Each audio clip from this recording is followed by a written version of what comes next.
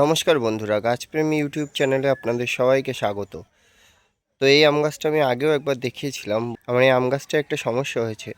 দেখুন বন্ধুরা, এই আমে কালো স্পট পড়েছে। তো এটা হলো আম গাছের অ্যানথ্রাকনোজ। এটা একটা ছত্রাক ঘটিত রোগ।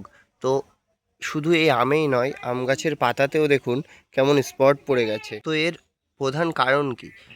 দেখুন, এর গোড়ার মাটিটা দেখুন, মাটিটা ভেজা ভেজা।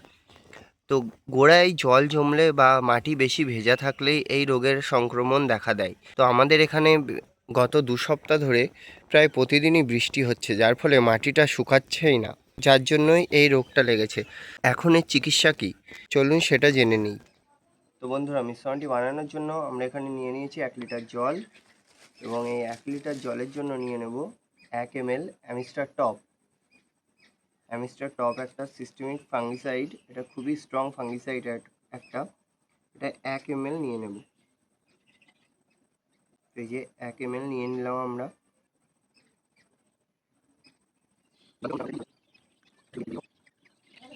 অ্যানথ্রাকনোসের জন্য অ্যামিস্টার টপ সবচেয়ে ভালো একটা ফাঙ্গিসাইড। দিয়ে দিলাম এর মধ্যে এটাকে ঝাঁকিয়ে নেব। তো চলুন এবার এটাকে গাছে স্প্রে করা দেখাবো। তো বন্ধুরা, যে কোনো রকম ছত্রাকনাশক বা কীটনাশক স্প্রে করার সময় অবশ্যই মুখে একটা মাস্ক পরার চেষ্টা করবেন। তো এবার এটাকে আমরা এই গাছে স্প্রে করব।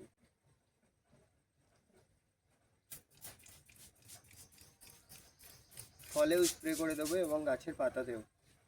গাছের পাতা উল্টে পাতার নিচের দিকেও স্প্রে করে দেবো।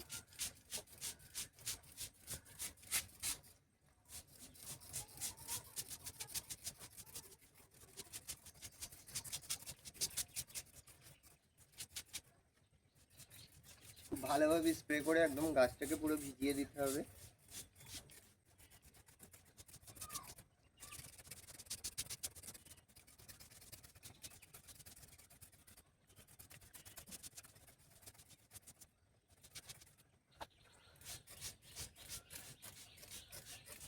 গাছের নিচের দিক থেকেও স্প্রে করে দিচ্ছি। পুরো গাছটা একদম ভিজিয়ে দিলাম স্প্রে করে।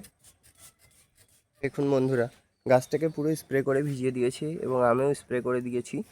তো এর ফলে কি হবে, এই আম গাছের যতটা অংশ আক্রান্ত হয়েছে এটুকু তো আর ঠিক হবে না, কিন্তু এই রোগটা আর ভেতরে ছড়াবে না এবং আমের বাকি যে অংশটুকু আছে সেটুকু একদম ঠিকঠাক থাকবে।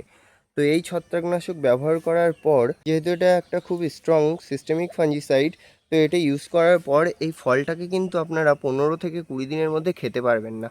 তো যদি ফল পাকার সময় চলে আসে তো সেই সময় এটা স্প্রে করবেন না।